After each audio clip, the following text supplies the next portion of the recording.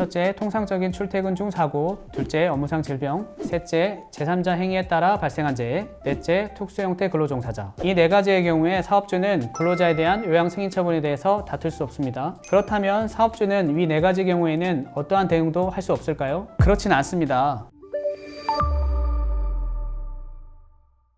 어떤 사업주분께서 전화를 주셨는데요. 아무리 생각해도 근로자가 사고 사실을 허위로 꾸며 산재 승인을 받은 것 같습니다. 제가 동의한 사실도 없고요. 이럴 땐 어떻게 해야 하나요? 2018년 이전에는 근로자가 산재 요양급여를 받으려면 재해 발생 경위에 대해 사업주의 확인을 받아 산재 신청서를 제출하도록 규정되어 있었는데요. 이러한 제도는 근로자의 산재 신청을 제약한다는 문제가 있었죠. 그래서 결국 2018년 1월 1일부터 산재를 신청함에 있어 사업주 동의는 전혀 필요 없게 되었는데요. 물론 과거에도 사업주가 날이 나지 않더라도 산재 신청에는 지장이 없었는데요. 다만 그 당시에는 사업주의 동의가 필요한 것이 아닌가 오해의 소지가 있었기 때문에 명확하게 정리했습니다. 어쨌든 지금은 사업주 동의와 무관하게 근로자가 산재를 신청할 수 있게 되어서 사고 사실을 허위로 작성하는 도덕적 해이가 발생되는 부작용이 있을 수 있는데요. 사업주 입장에서 어떻게 해야 할까요? 오늘은 대법원 판례와 함께 사업주의 권리와 대응 방안을 정확히 짚어드리겠습니다.